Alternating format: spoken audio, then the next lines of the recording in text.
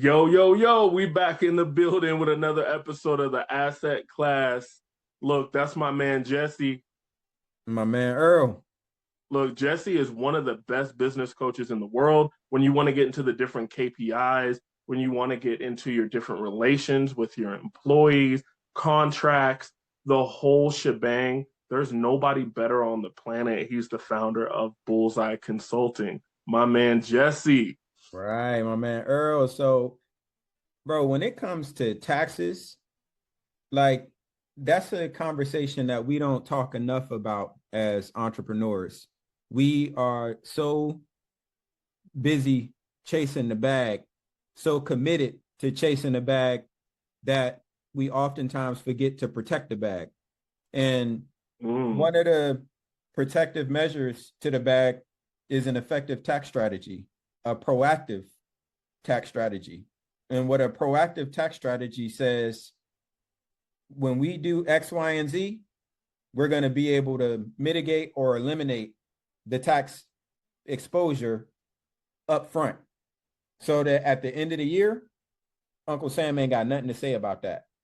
When we are not intentional about having a proactive tax strategy, then again, we hustling backwards because we chasing the bag, but we ain't protecting it.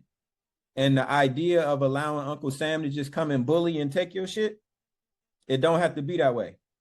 Ask Warren Buffett, ask Bill Gates, ask all of these folks that have built enterprises with true value that are paying lower effective tax rates than the common elementary school teacher or a CNA.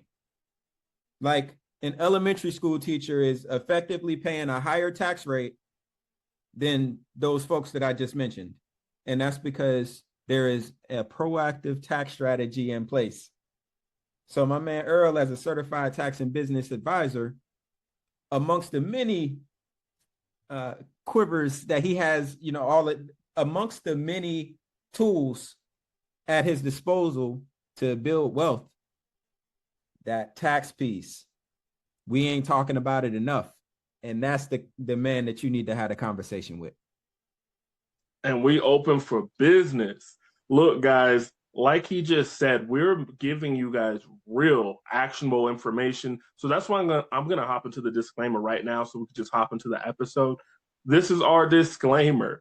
All this information is to be used for educational purposes only. We highly, highly encourage you to work with licensed professionals with a track record of success, bonded if needed, and also do your own research because as you learn more, each one reach one, teach one, because that's how we learn and grow as a community.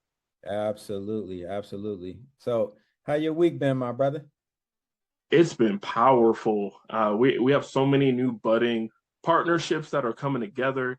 A lot of these private money funding companies, as well as ones that do public funds that do like SBA, bridge loans, things of that nature.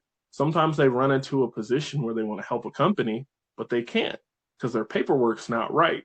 The debt to income is messed up, and I have those solutions to be able to wipe out the tax liability for the business. So once I showed them and educated them how we could do that, now we have a strategic partnership where I'm going to be able to create business for them while creating business for ourselves. So we should have two new contracts signed here in the next couple weeks, which I'm really, really excited about. And then we also signed our tiny home deal. So it is in force. The first 100 tiny homes are available for tax strategy purposes, and the clients get cash flow out of it. So we cooking with hot grease. Bruh, that's fire. So first, congratulations on those deals that's getting ready to close. That is absolutely incredible. And that's what we got to be doing, bruh, growing and moving forward. Like, as I'm speaking with you from Greensboro, North Carolina, this this is a part of that same ethos of understanding opportunities that are available and leveraging them motherfuckers to the full max. So I spoke about week one of the training for this contract that I'm starting, and today was the first day of the in person. So I got to meet the owner. Now this dude, he started the company 12 years ago, and they getting ready to cross 80 million in revenue in 37 states, 250 employees. Like inspirational stuff, bro. Doing consulting, like what I've what has become a passion and purpose work for me. So to be surrounded by these folks that are talking about business in a different kind of way, where, going back to the opening of the show and talking about your piece on the tax side, it's so many layers to that conversation. The highway robbery that comes from operating as an LLC versus converting to an S corp, or understanding when you need to have a C corp, and you drawing that dollar of income the same way that Bezos does with Amazon. Like all of this stuff, and the taxes, that's just a piece. That's just a piece of the equation. When we start talking Right. about revenue, like I mentioned chasing the bag. Well, one of the things that we don't talk about enough is, are we chasing profitable revenue? In other words, when all is said and done, is there a profit margin engineered into the pricing model that ensures that all of that revenue that's generated is actually profitable to the bottom line? And when you're not intentional about understanding the components that goes into actually generating profitable revenue, we end up falling into that space where we hustling backwards.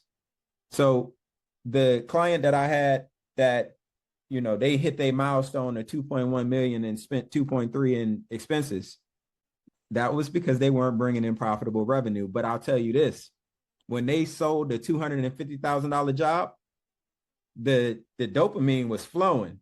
It was hit. Mm-hmm.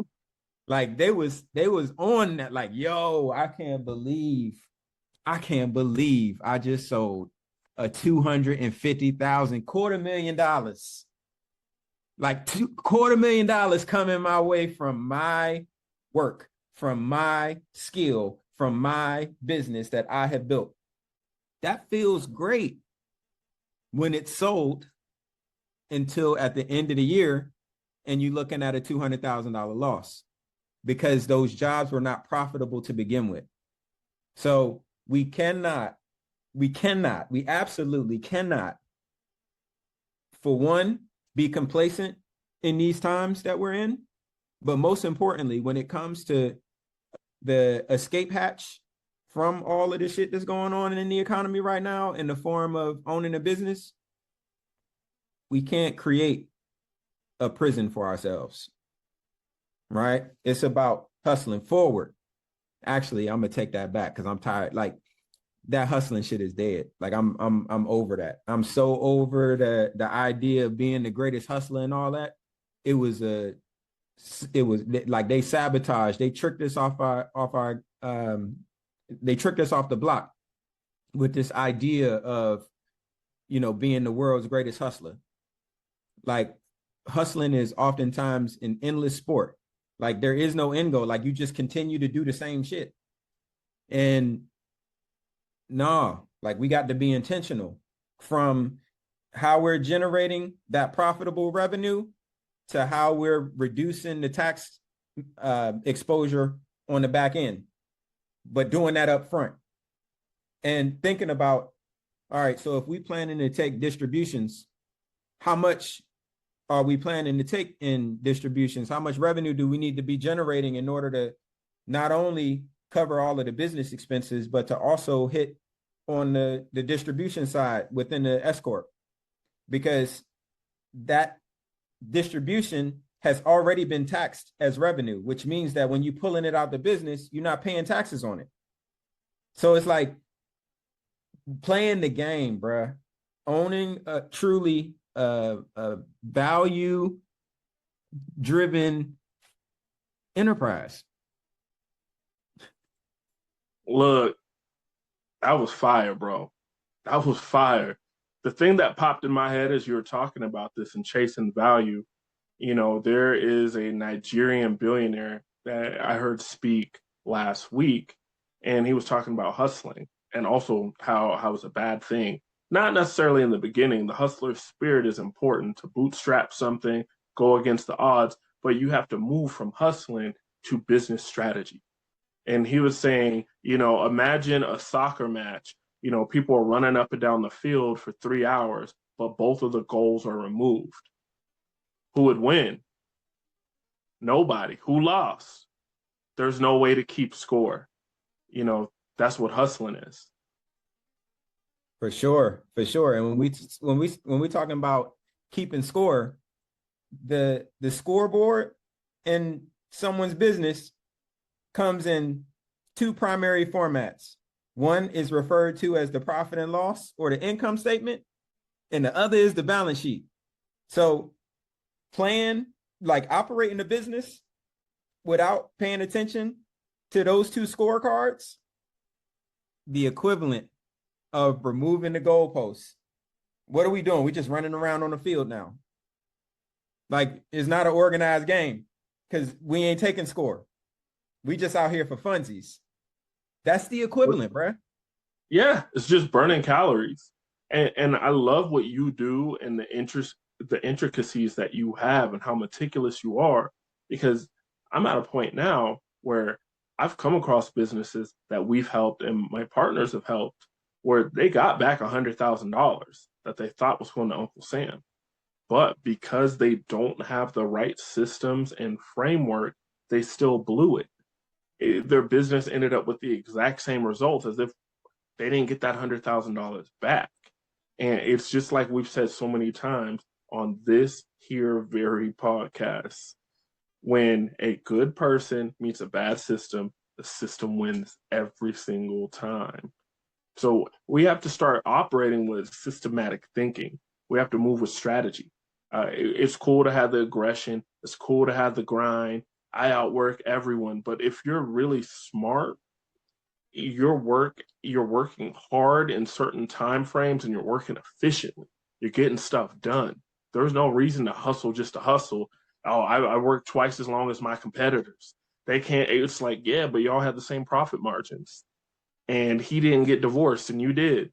Who really won? Absolutely. There's so many components to this. Absolutely. Absolutely.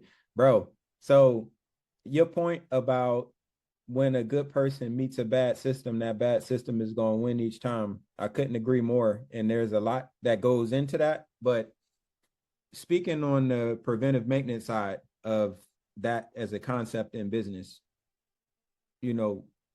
when thinking about building a team and assembling the greatest talent that one possibly can put together, it's like a five-step component, like five-step process that creates the framework for there to be true accountability when it comes to someone's performance.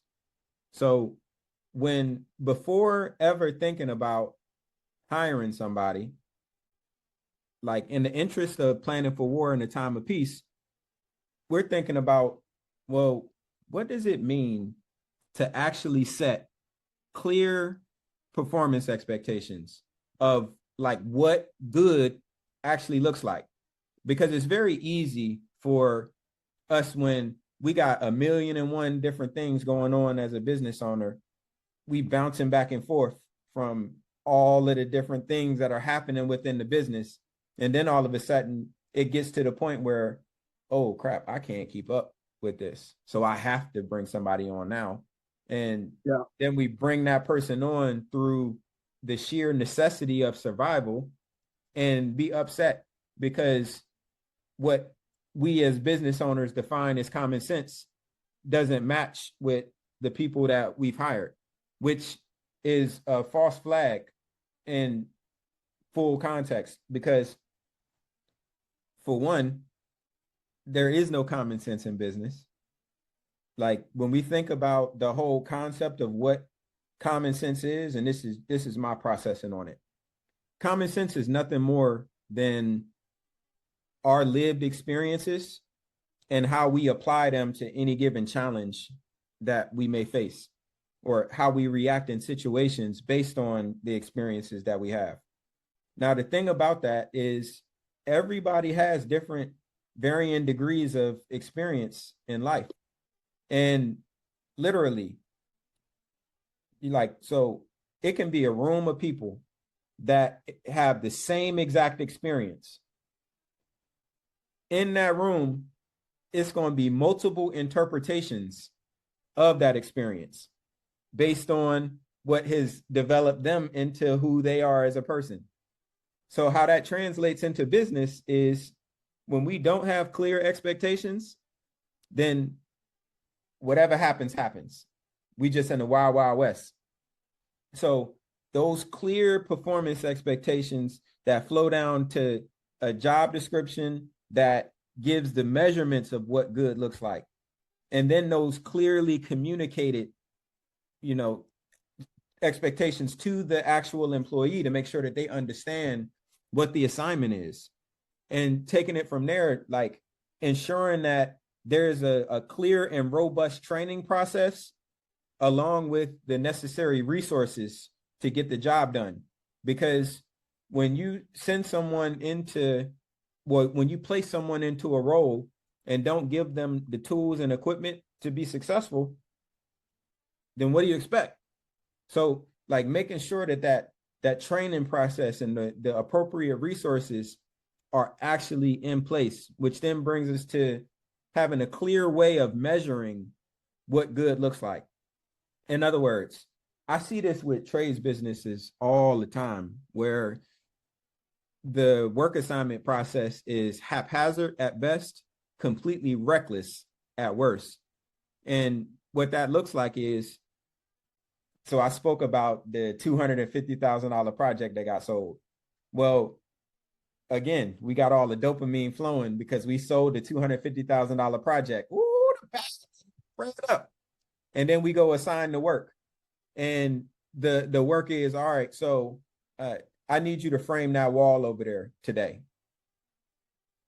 With that work instruction, with that assignment, that wall framing is going to take as long as it takes, because there was never an expectation. There was never a clear, measurable expectation set.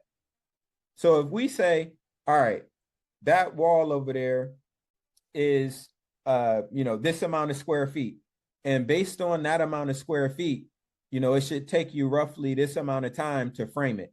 So I need you to start your day with getting that framing done. Well, now the person that's framing that wall understands that they have an amount of time that framing should take, which means if they make it halfway through the allotted time and they're not halfway done with the task, they can proactively come to their supervisor and be like, look, bro, I know you told me that framing this wall should take this amount of time. There's no way in hell I'm gonna hit that, bro. Like I must be missing something. Like you gotta put me on game. And that comes from setting the clear expectation. Again, that amount of wall real estate should take that amount of time, period. Now, does that mean that every single wall with that square footage is going to take that exact amount of time each time? Hell no. It's always going to be variables that pop up.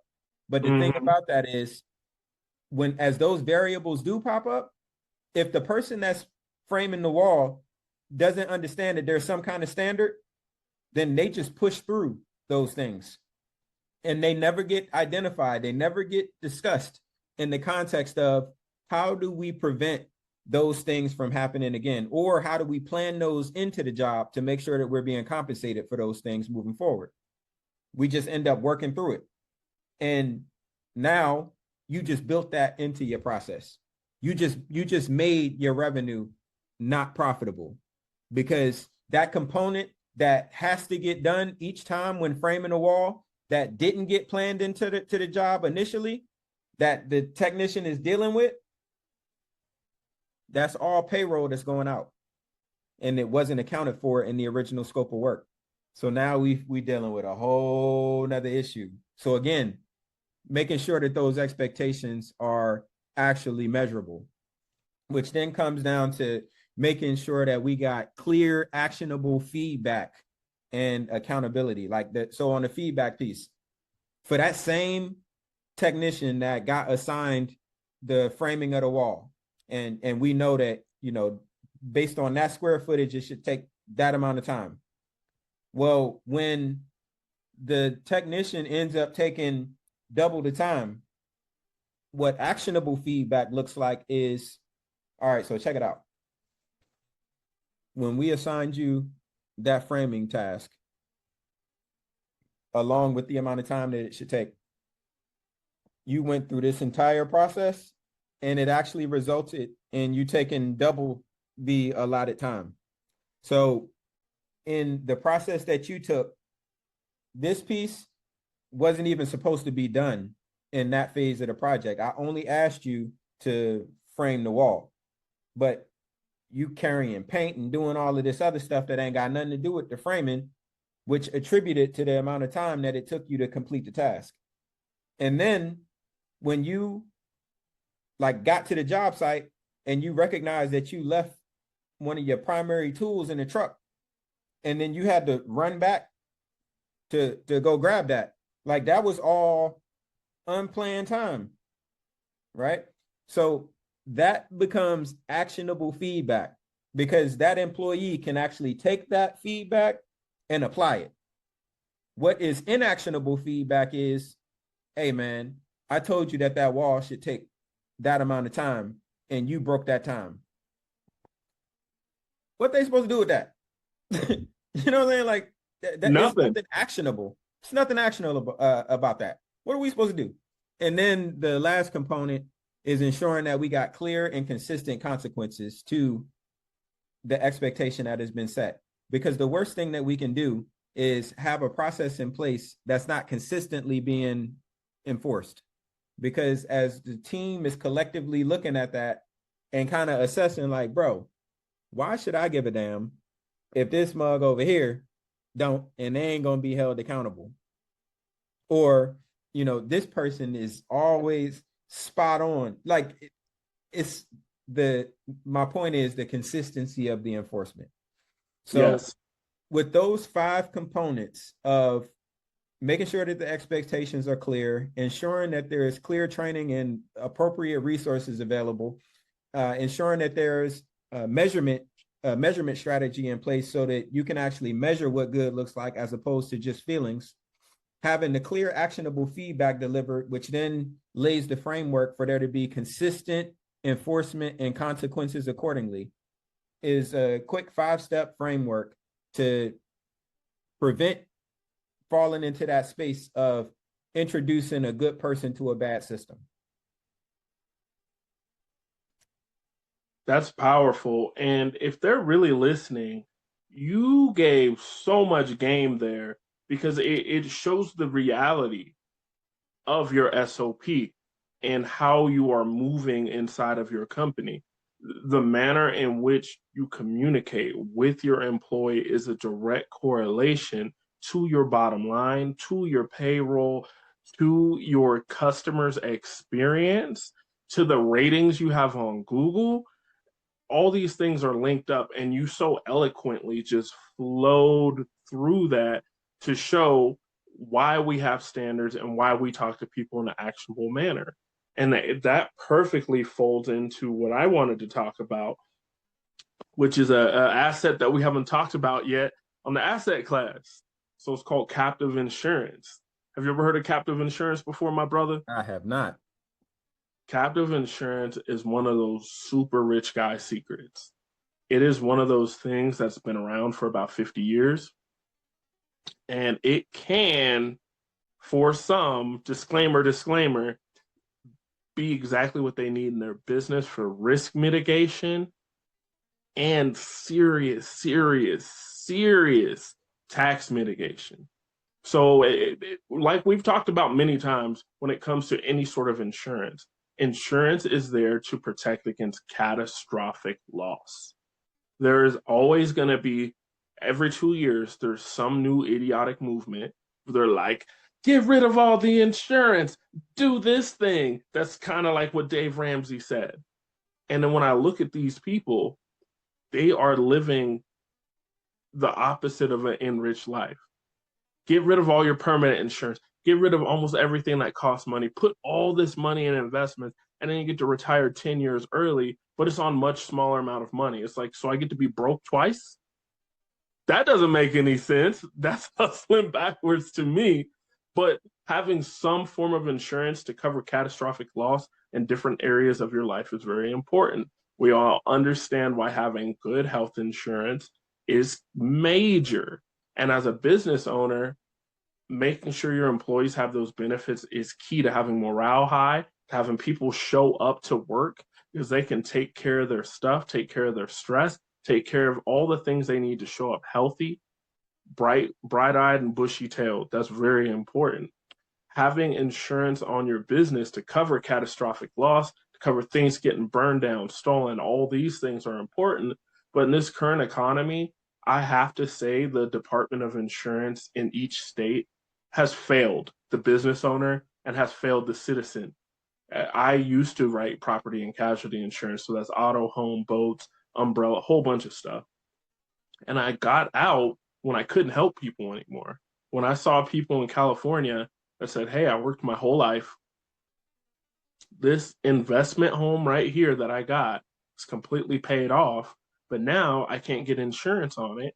Now they changed the fire line of where I live from a 0 to a 6. So the only thing I can get is state insurance. That's what you're saying, Earl? Yep. How much is Cal State? I'm like, guessing on the area code you're in, be about $15,000 a month. 15,000, I don't have that. It's like, I totally understand. I weep for you. I hung it up that day when I couldn't help people anymore. And I saw the state of California, Oregon, Colorado. I could list a whole bunch of states that didn't do what they need to do. So what are we to do, especially as a business owner? Just pay those bloated fees and try to make it up on the other end? Are we looking at it as, hey, it's a business expense, I get to write it off? But if it's bloated and inflated, writing it off isn't helping you as much as you think it would. So this is where a captive insurance company would come in. So captive insurance agents, we don't really like those because that means they can only write products for one company. Captive insurance comes from the idea of having a centralized insurance company to cover all your risks. So you're still going to cover whatever risk that you have in your business. For example, I know of a gentleman out in Texas. This guy breeds reindeers and camels. And, he can't call up State Farm and say, hey, yo, I need that camel insurance. It doesn't exist. So how can he insure against that loss if there was a catastrophic loss? Captive insurance. That's where the business owner is going to have an insurance company made, and it is a legal business entity that is at arm's length. Actuaries come in and figure out risk, premiums, all that kind of good stuff so it stays compliant. The IRS has so many guidelines. If you go to irs.gov, it lays it out clearly what you need to do to be compliant. Now, outside of all the compliance stuff, the sexy stuff you can do with this is insane. So you're the business owner. You've been paying $30,000 a month for all of your insurance, which is pretty common for a business that has like 25 employees. They might be paying more than that. What you can do with captive, and this is only property and casualty risk. So this isn't making your own life insurance company or your own health insurance. Both of those businesses have their own cartel, and that's a no-go. You can't do captive with those two. But for your property and casualty risk, you get this thing formed, and then the first $1.2 million that you receive in your captive that you can control is tax-free. So if you're listening to that, that's $1.2 million a year that you can move from your company to the captive. People are like, wow, that's amazing. But the money's trapped in there, right? No, it's liquid. The money is liquid in there. Now, there are certain requirements you need to have for savings and whatnot. It needs to be a real company. It needs to be incorporated. You need an EIN. You need to file taxes on it, all that kind of stuff. Arm's length is the goal. And you can have so many great companies manage it for you. You don't have to become an insurance um, guru. That's not what you're here for. You're here to make sure that you're insuring against catastrophic loss, your risk mitigation is right, and that you're paying far less taxes. So that first $1.2 million of premium, tax free. While that money is in there, you can do whatever you want with it within moderation in the first year. So you couldn't put it all in there and then invest it all in real estate. The IRS might say, hey, you cooking with, you got too much dip on your chip. I need you to step back. But what you could do is you could place that with your current AUM manager, the person that manages your securities, your retirement portfolio at Charles Schwab, at wherever. You could take that $1.2 million and have them invest that in a whole different fund, separate from your personal one. And here's the gangster part. You only have to pay taxes on 30% of the gains that you get off that 1.2 million. So if you're listening to me, you're getting a $1.2 million tax mitigation. You're able to take that money over here, have that money make money. If we assume it's making 10%, that $1.2 million made you $120,000. And then you're only paying taxes on 30% of that. So you're only paying taxes on 30% of that 120. Insane. Insane. And it's something that I feel like most people don't talk about because they're afraid of it. I want to say 5 or 6 years ago, Or do people they ended up know about it? right, right. And a lot of people will shut it down just because it has the worst name ever. Like if you wanted to turn a woman off, be like, I'm about to give you that captive insurance game, girl. Ugh. That's two unsexy words. Captive is already not sexy. Insurance, everybody hates insurance. So putting it together, it is the unsexiest name ever. And maybe that's why they did it, So you got to really know what's going on. But it is a beautiful, beautiful place to be able to help your business out. You still pay out your claims and whatnot. So let's say a water pipe bust, and that's covered by your captive. The money would come from the captive to pay your company. All good. You still got to make sure you pay out those claims so you're staying at arm's length, you're staying compliant. But when you do the math, a lot of people are like, wow, I was paying 30,000 a month, 50,000 a month on all my P&C, so my general liability, all that sort of stuff. Now I have the choice where I could still pay that. You might not be able to move the whole 1.2 million if your company only makes $500,000 a year and you magically come up with a $1.2 million tax deduction. Uncle Sam is knocking on your door hard as a mug.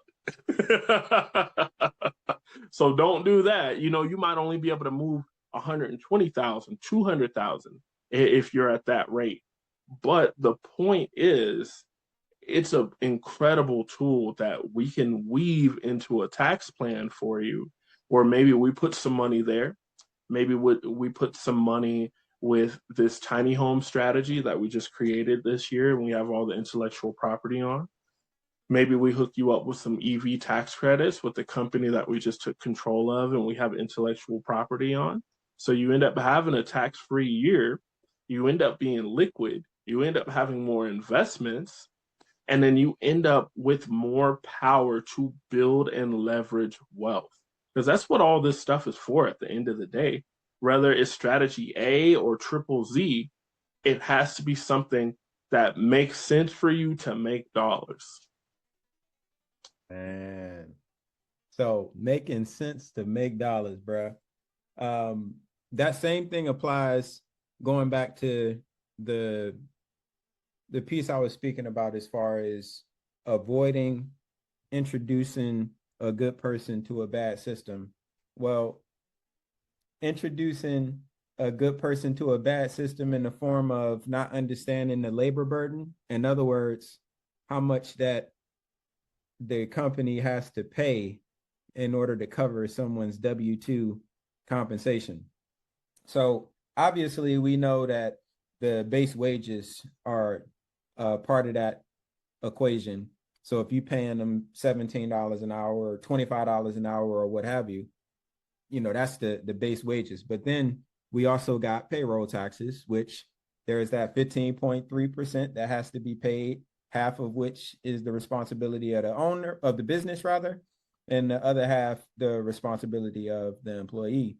Then you got workers' comp, and whatever that looks like, depending on the industry, which those with higher risk categories, that's going to impact the employee burden or the labor burden significantly. So understanding that piece, any benefits that the company offers, whether it be health, dental, vision, 401ks, PTO, etc., all of those are things that factor into the overall labor burden. So I know when I'm calculating for my clients, my rule of thumb based on the calculations that I've done, I'll generally add about 20% to the base salary to get a basic understanding of, what that employee burden should look like. But that is not like a concrete figure because, again, it depends on the industry and the risk that's associated with the duties being performed.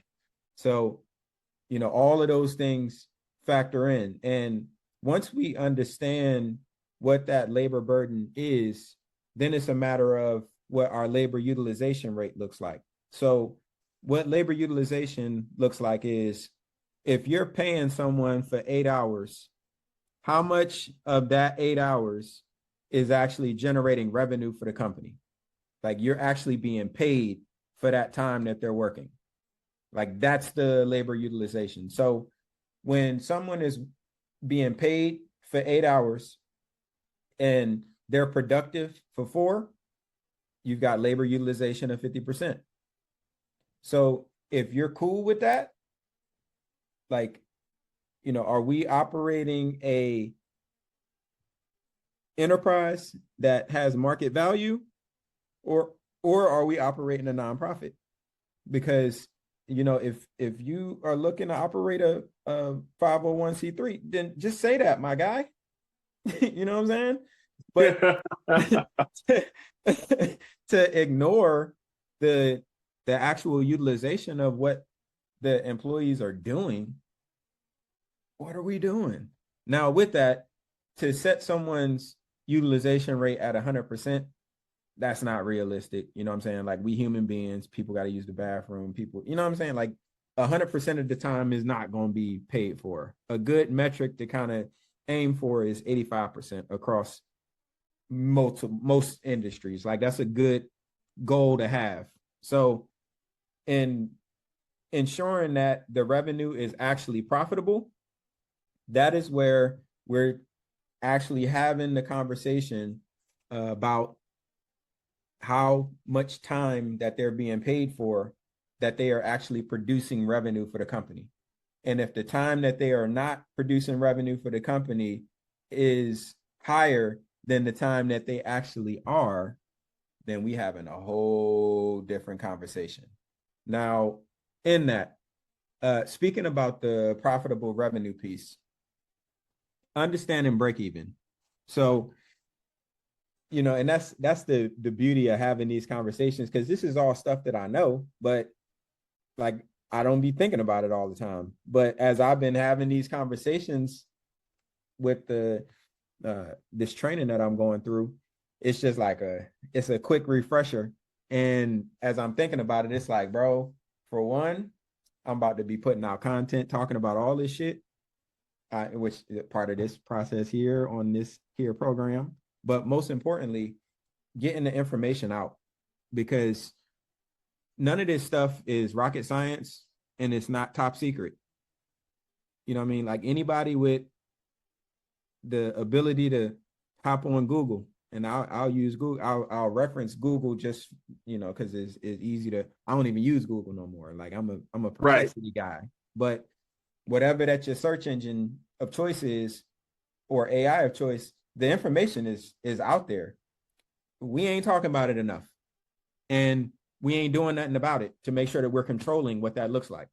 So what I can tell you is there are businesses paying hundreds of thousands of dollars to get this information. Do with that what you will. Oh man. Bruh, that's fire. And I'll speak to that piece just a little bit here because I know we got some socioeconomic stuff to talk about. There's a lot of wild things happening in these streets. Even with that information being out there, having the confidence to act on it and execute on it without having an expert to mentor you through it is not something that the layman's gonna do. Wait, you and I we'll go mess stuff up. We'll go hit our head on a brick wall until we figure it out. Average person is not built like that at all. They want someone to assure them that they're making the right choice. But anytime I look at someone who is like a founding entrepreneur, they're just down to try things. They're just down to figure it out. And you know, There's talking a cost about to it. yeah, yeah. Sometimes you get that belt to ass. And that's a way to learn lessons that you'll never forget. Shoot, look, speaking of belt to ass, we got two assassination attempts back to back on Sam Altman. Sam Bro, Samuel Altman. I have not been following that. Put me on game. Like I've been ripping and running. So like I haven't even. Yeah. What happened with that? So look, 2 days ago, someone rolls up on his house and starts throwing Molotov cocktails. Shit. They say, "Hey, you gotta go. With what you're trying to do with AI, you're trying to bring the world to the end. So you gotta go." Shit. So dudes throwing Molotov cocktails. They apprehend him It was the same dude or both times? or not. So he's apprehended the first time. Now the second time, two dudes come by and do a drive-by on his house With Molotov cocktails or with shooting? with guns. Oh, So they let off many rounds, and wow. his security wasn't hit. He wasn't hit, but they came through and let them things go. This has happened in the span of 2 days. It Wow. was so crazy how fast it happened. It might not even have been 2 full days. It might have been 16 hours apart. And the crazy thing is, I read the first article. I was like, dang, he must have been playing with some Russians' money. They came with the Molotovs to let you know they came from the motherland. They don't play that. So I see articles popping up again. I'm like, why are people so late writing this again? Oh, there's a secondary attack. And here's the thing: he has bad blood with a lot of people. He has bad blood with Elon, who whoever. I don't have any strong feelings about him because I know how he feels about me and my kind. That part. Telling people they need to protect the bloodline. Get out of here, dog. Get out of here. Anyways, before I digress and get my Debo on, he also has a lot of bad blood with different people in OpenAI, with his WorldCoin currency, with other cryptocurrency projects. There's people that don't like him with ETH, ADA, Bitcoin. He has not moved in a manner that's very becoming. So I'm wondering what's going to happen next. Because normally we see these things happen and then we see something large financial happen. So if we magically see the SEC pulling laptops and stuff from his office, we're going to know that it was all coordinated. That's nuts, bro. But I think beyond, because whatever that's happening with Sam Altman is happening with Sam Altman, but I do think that brings a larger point to to the surface, which is with the economy being the way that it is right now and where it's projected to go. You know, Pac said this before he was assassinated. You know, like imagine a hungry group of folks standing outside of a hotel window and they looking inside and they see everybody on the inside. They just yucking it up, got food in abundance. You know what I'm saying? Every day we lit, everybody just going, you know what I mean? They just throwing salami around. It's a vibe. Everybody is getting to it. While the folks outside that's starving, hungry, you know, they got they almost Christmas jingle going, like, man, I'm so hungry. It's nice to get some food. Man, I'm so hungry. It so be nice to get some food. You know what I mean? Like they like sassing it up, singing it, you know, vibing. And then that changes to, all right, hey man, we hungry, man. Can we get something to eat? To, we tapping on the window. Hey man, it's cold out here. You know what I'm saying? Can we get something, you know what I mean? Can we get something to eat? To them banging on the window, like, hey, like, you know what I'm saying? We starving out here. And then it goes to, all right, now we kicking down your door and we coming in with the ratchet and we, you know what I mean? We finna take that. Society, more broadly, it feels is moving in that direction because the wealth gap between those who have it and those who do not have it is just getting wider and wider. When we think about why they haven't officially declared a recession in the United States, it's a multitude of manipulative things that they've been doing. But one of the things that is a deeper level of cynicism when it comes to that manipulation is the majority of consumer spending is coming from a smaller and smaller percentage of the American population. So the spending has not gone down overall, but the amount of people who are spending has gone down significantly. So when you got a smaller group of folks that are just living their best life with all kinds of disposable income, nothing about that is sustainable over the long haul. When you're watching the folks that are struggling to survive, that pool getting wider and wider is not good for society. So again, I know whatever is happening with Sam Altman is Sam Altman. I really could care less, but I do know that that feels indicative of a darker space that we are in as a society, and it's scary. It is, my brother, and I had a great conversation during a discovery call the other day with one of my broker's clients. Super, super sharp brother, has several multi-million dollar companies. We're looking at doing some exit tax planning on him so he can escape the capital gains tax monster.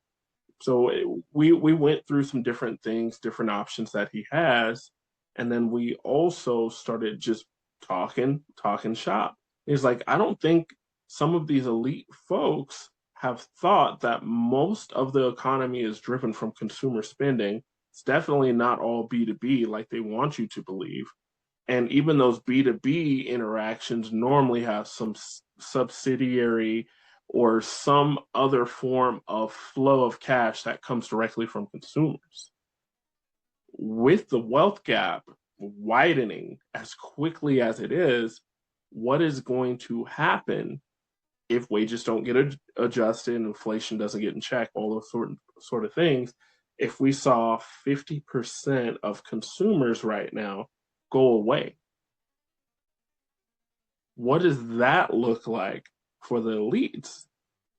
Because a lot of these people are paper wealthy. Now, some of them Ooh. have a lot of cash, but I've seen many of people over the last decade and a half go from having a net worth being on Forbes list, yo, he's worth $4 billion. Hey, so talk To about that. Can you give some deeper context? Because that's a bar that's going to go over too many people's heads. So, can you go in a little more granular to being rich on paper? 100%. When people hear a net worth, that doesn't mean that it is liquid and it's in the bank. A lot of that is normally held in their company. That's one of the reasons why I'm studying to get SIPO right now. So I can help people accurately value their company. Then I can work with someone like Jesse so we can scale that company. And then I can create the tax plan and the retirement plan to get them the type of income that they need from a lifetime of building that business. Most of these people only have wealth on paper. So it's tied up in the valuation of their company, it's tied up in intellectual property. A lot of people have it tied up in real estate.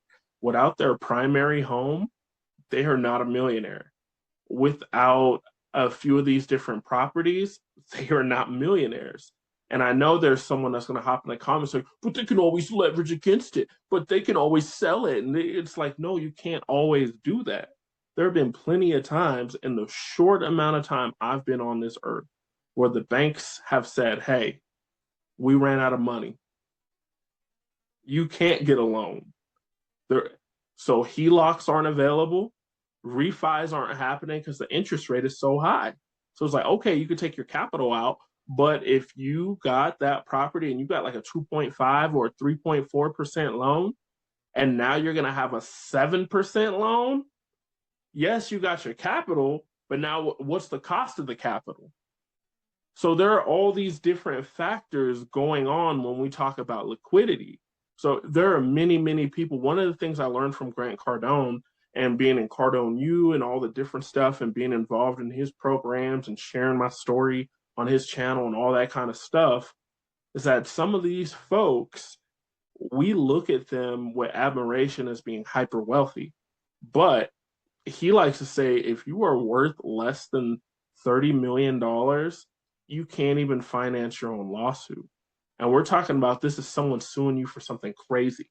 You didn't do anything, you weren't negligent, you're running your business, you're doing your thing, and somebody decides they're going to put you in a stronghold. They say, hey, I'm going to sue you, and I'm just going to keep this thing going until the court fees run through all of your money. Then I get to buy your company for pennies on the dollar because you're going to have to file a chapter 11, chapter 13. You're going to have to do some form of bankruptcy to stay solvent, or you might lose it all. That is a move. That is kind of like how people get into some hostile takeovers. That's a whole nother conversation. But he pointed out case after case after case of people that we thought were wealthy, but someone else financed their legal stuff for them. Just like we look at Meek Mill, how much money he made. He made like $30 million, $40 million in his lifetime, did not have enough money to cover his legal stuff. Jay-Z covered it. We look at Lil Wayne, who has made hundreds of millions of dollars, didn't have enough money to cover his legal stuff. Jay-Z covered it. Like Jay-Z has covered the legal fees for over 8 different artists and then different people too, where it was just some civil stuff where people weren't getting treated right in the system. So it is so important that we separate that, because a lot of times someone will get on Facebook and say so and so is worth 1.4 billion. If they paid this amount in taxes, it would feed all the homeless. That money's not even liquid to pay out. Let's start there. Secondly, sometimes you can't make the money liquid. If it's enough shares with enough value, who's going to buy it? It has to be bought. It just can't magically get sold to no one. Who's going to buy it? Who's going to absorb that amount of money to kick out the money and then help all the deserving people that are missing meals? So it's more nuanced to it than that. Absolutely. Absolutely. So, we would not be us to not also give the update on the world stage. So from it is absolutely astonishing to me, Earl, every week how we able to come back to this program with another astonishing piece of reporting, like the genocidal intent of the 47th president of the United States is absolutely insane. So from the last time that we met, he sent out one of his truths, and it said, and I quote, "A whole civilization will die tonight, never to be brought back again. I don't want that to happen, but probably will. However, now that we have complete and total regime change, where different, smarter, and less radicalized minds prevail, maybe something revolutionarily wonderful can happen. Who knows? We will find out tonight. One of the most important moments in the long and complex history of the world. 47 years of extortion, corruption, and death will finally end. God bless the great people of Iran." Like, so we just declaring genocide now. I Casually, casually declaring genocide, dropping F bombs. Remember that one time we had a black president and he wore a tan suit and they wanted to impeach him, even though Reagan and Bush Sr. and all these other guys were. But this man is literally talking about wiping off a bloodline from the earth casually while posting pictures of him as Jesus Christ on Truth Social. When I saw it, when I saw the statement, I was like, this has to be a parody. This has to be like some left leaning people that are just trying to make him look worse. No, it was real. And then I saw the image. I was like, this has to be the Onion or something. Nope, it was also on Truth Social. So we're at a point where I'm beyond a loss for words. And it's interesting to see. I still know of some people who outwardly support him and they make sure you know it every other day. Hey, I still support our president. He's our president. A president is a president, White House resident. Yeah. What what has happened to our company with the stripping of our military intelligence leaders, our domestic and homeland leaders, the structure of the FBI, the weaponization of them, and the IRS, and the Justice Department, the Department of Defense. the Department of Defense, the straight up like hook and crook of billions of dollars going into organizations that are controlled by our current president, where he can do with it what he wants with no reporting. Even just the amount of money that's charged for Secret Service agents to stay at Mar-a-Lago, which he owns outright, is paid off, but the tens of thousands of dollars per night per agent, it's just the most egregious thing that I've ever seen in my time. The only thing I can think about that is a parallel to it would be when we're talking about ancient Rome and we're talking about leaders that ended up getting the Julius Caesar treatment because the people were just they were just over that level of corruption. I don't really have words for it, my brother. Like I'm literally at a loss for words. And my words tend to go in the direction of what this does to the world at large, because the United States has been the like leaders of good, and that's debatable, but by and large the United States had done so many things to stabilize the world at large to a greater extent than human history had ever produced on its own, that the means kind of justified the ends when it came to some of the wild stuff that the United States would engage in behind the scenes. Now, however, and it's almost like a perfect storm where the United States went from having homogeny over the world for the most part, to like breaking up the NATO European alliance and threatening to, like, let's not forget that he threatened to annex Greenland. Like, that wasn't too long ago. All of the tariffs that he applied to our allies that like crippled their economies, to then unofficially, which, because the United States still has not declared this war, although we can see it with our eyes, like it's a war, to declaring, well, not declaring the war, but launching the war, to then saying, all right, well, we don't need nobody. We got it all on our own. To, you know what, the United States needs some, minesweepers, and send your Navy over here to help us out because we put ourselves in a tight spot. To Mm-hmm.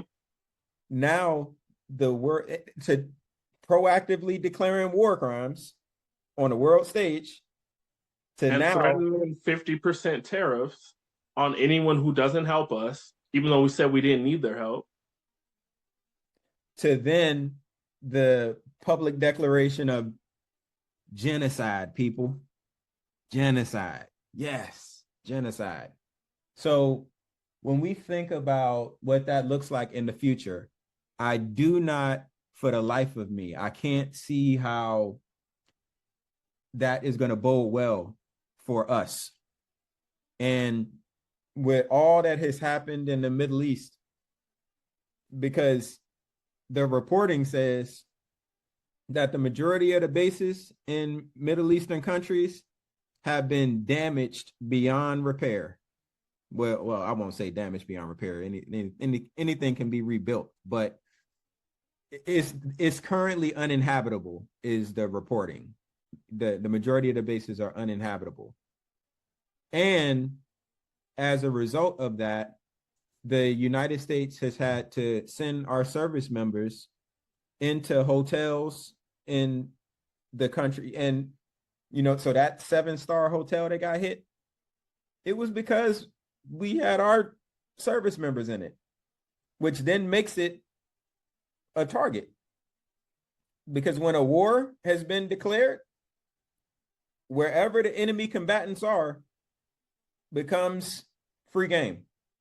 So, like, that's something that the United States historically would have called out when, if opposing forces do something like that. Like, you can't, they've been saying this in Gaza, where they had like weapon caches built underneath hospitals and all of this stuff like that. The moral high ground that the United States has stood on for a very long time has been exploded. And it's hard to see how there can be a reconciliation that benefits us in comparison to the stature that the United States had earned prior to all of this. So as we It's look at, almost like the thing that pops up in my head. Now, it's like, and I don't know if we can turn. I don't know if we could show the humility based on who we have been as a nation, but an impeachment and so much apologizing, and then releasing more frozen money and all these other things is something we'd have to do. But there's also consequences that come along with every time we unfreeze another so many $billion to Iran, because of the complexities of the different hierarchies, the different militant forces, their relationship with Iraq.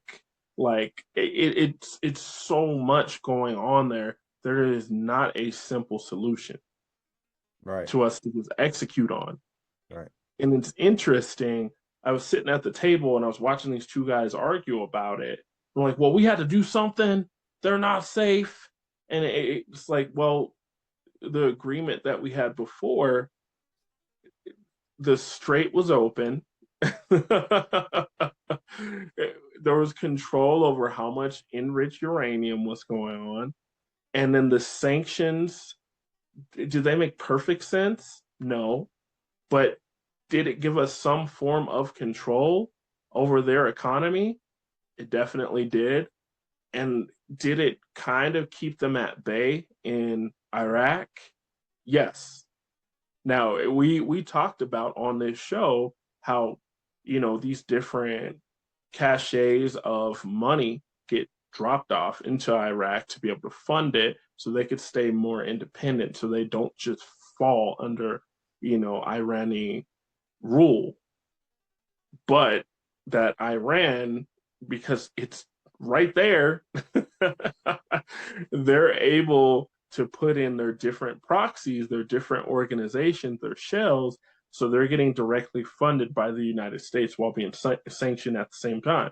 So it did not make perfect sense. What it did was stabilize global markets because oil and fertilizer coming from this region are key and pivotal.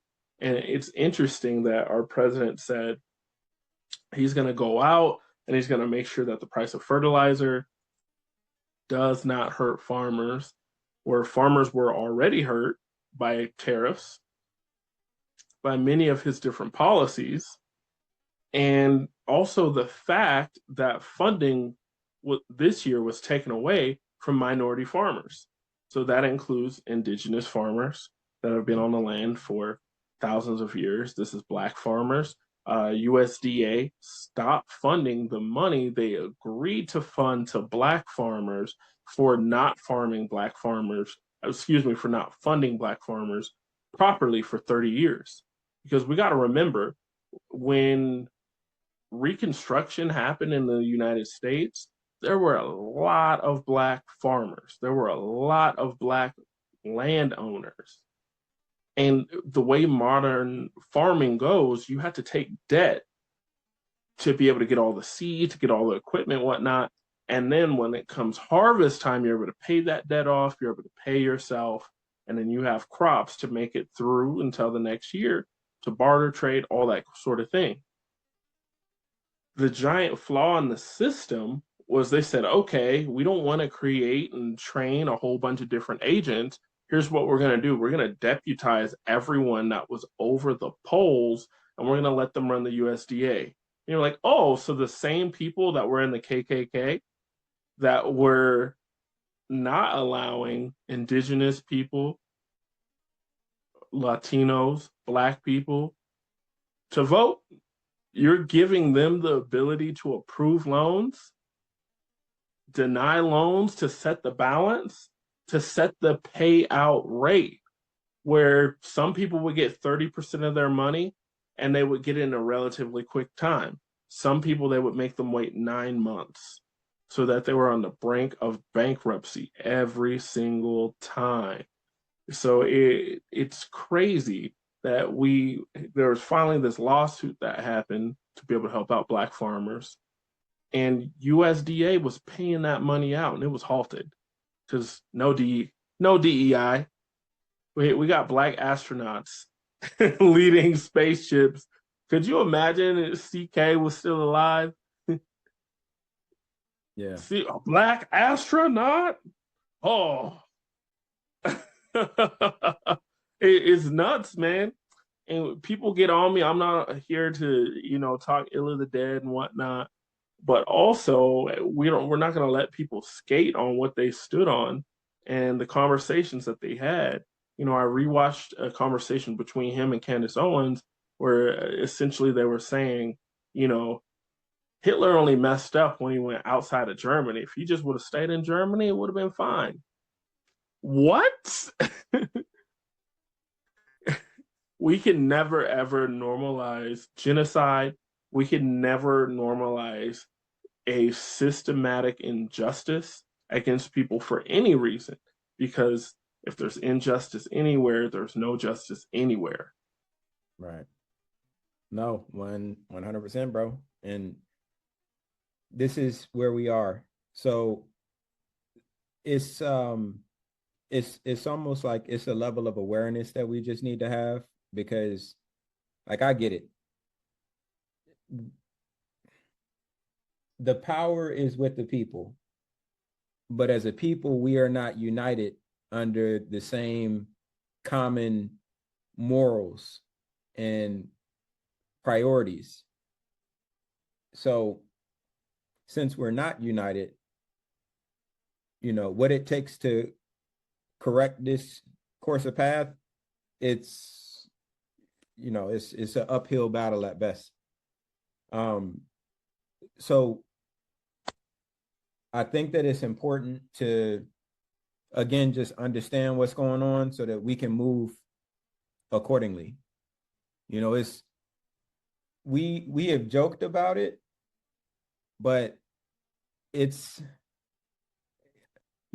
I have worked so hard to become who I am, to be able to do what I'm able to do, and be able to produce what I'm able to produce. And as soon as shit is like coming together and like really in a real profound way, all this shit is going on. It's like, bro, is the world about to end with this shit?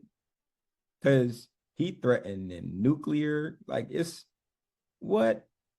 And even without it, the world as we knew it is ending. We are entering a whole new space of where when you got Spain, European countries that have traditionally been allies of the United States saying, you can't fly in our airspace, you can't land on our base, like you are not welcome. The United States, you are not welcome. Like, what does that look like? I want to travel. I want to see the world. I know. It's like, do we got to get that You know what I'm saying? Canadian citizenship before the Ghanaian? Bruh. Like it's so again, it's not my intent here is never to hype up a bunch of fear and non-productive rationale to any of this stuff. It's a point of awareness, man. Again, we are not united enough as a people to really change the trajectory of any of this stuff, but it is important for us to know what's changing in the world so that we're able to move accordingly. Yo, that is a fact. So as all this stuff is going on, guys, take what's actionable and get busy. You got 2 years to get rich the normal way. After that, I don't know what life's going to look like. It's going to be very different than what it is right now. So why don't we get rich and see everybody else figure it out? 100%, 100%. Man, so I can say this, man, in closing. This platform was designed to be able to control our own narrative, to be able to inform, to be able to prepare those of us, our classmates that's on the same type of time. So with that, I'm, as our audience continues to build, all that I can express is deep gratitude to that. So, if you've been rocking with us, a true hearty thank you and appreciation. And understand that we are here to do our part in this crazy world that we live in. This has been my man Earl. My man Jesse. It's Asset Class. Thank you for listening.